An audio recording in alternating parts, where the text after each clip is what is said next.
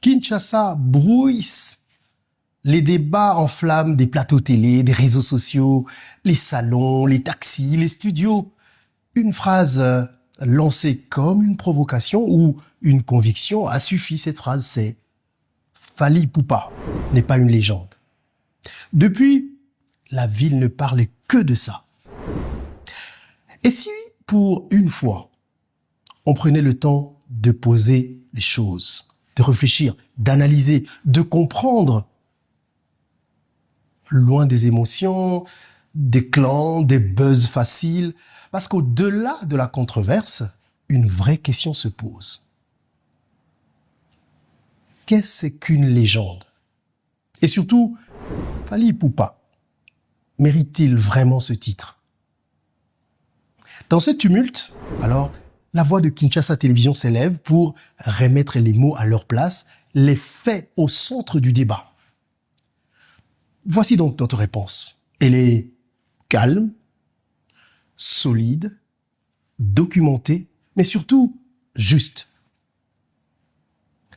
À quel moment un artiste mérite-t-il le titre de légende?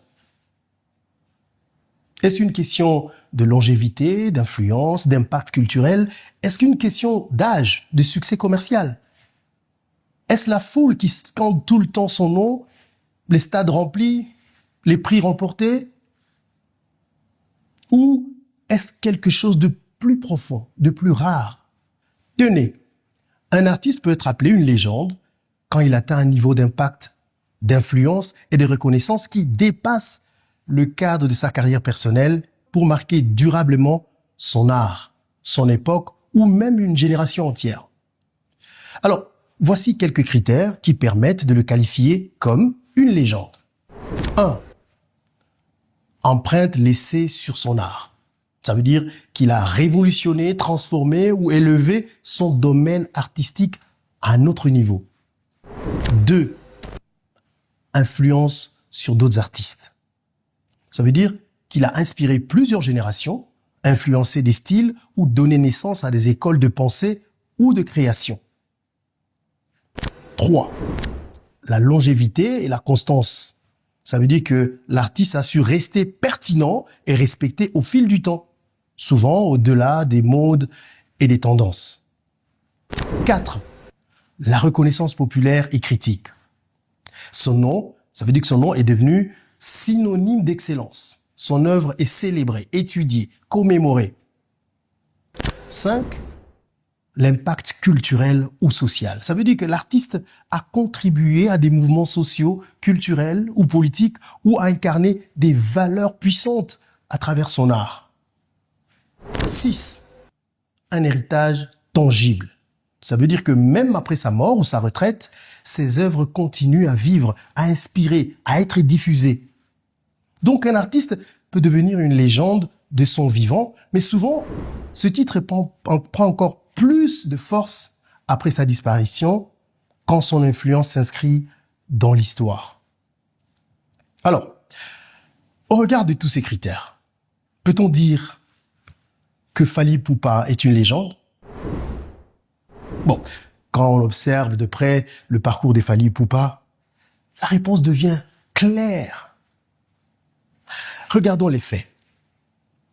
On a parlé d'empreintes laissées sur son art. 1.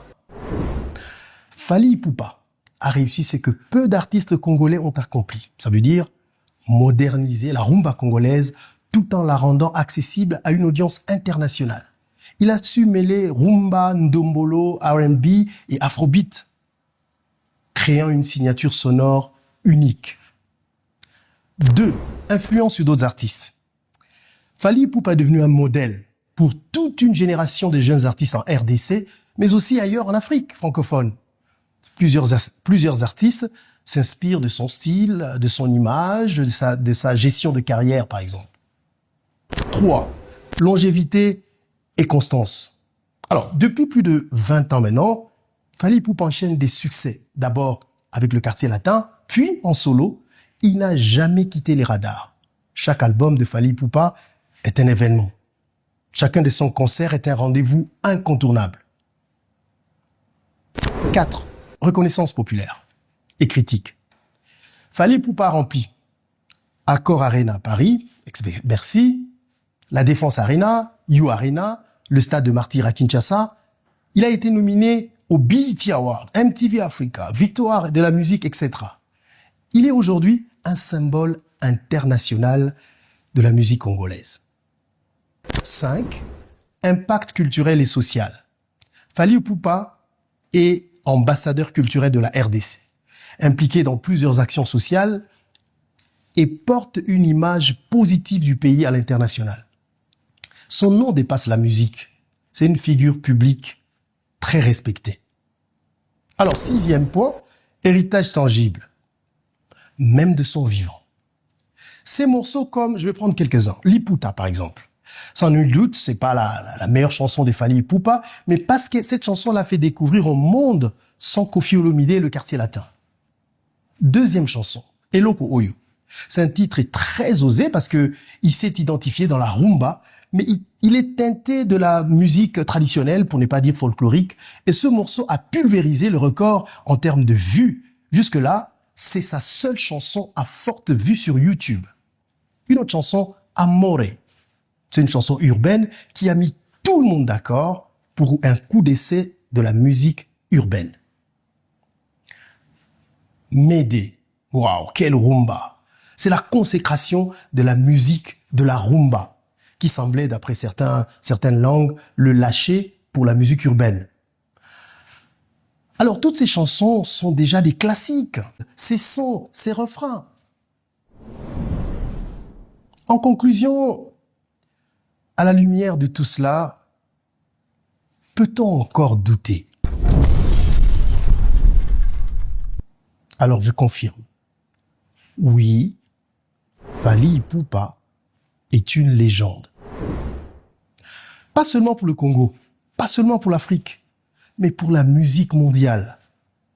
Fally Ipupa est une légende vivante, non seulement par son parcours exceptionnel, mais parce qu'il incarne aujourd'hui l'excellence, l'innovation et la puissance culturelle de la musique congolaise dans le monde. Ce statut, entre nous, ne lui a pas été donné par faveur, mais conquis par le travail, la constance et le talent. Et la bonne nouvelle, c'est que Fally Ipupa est encore là, plus vivant que jamais. Bravo, la légende.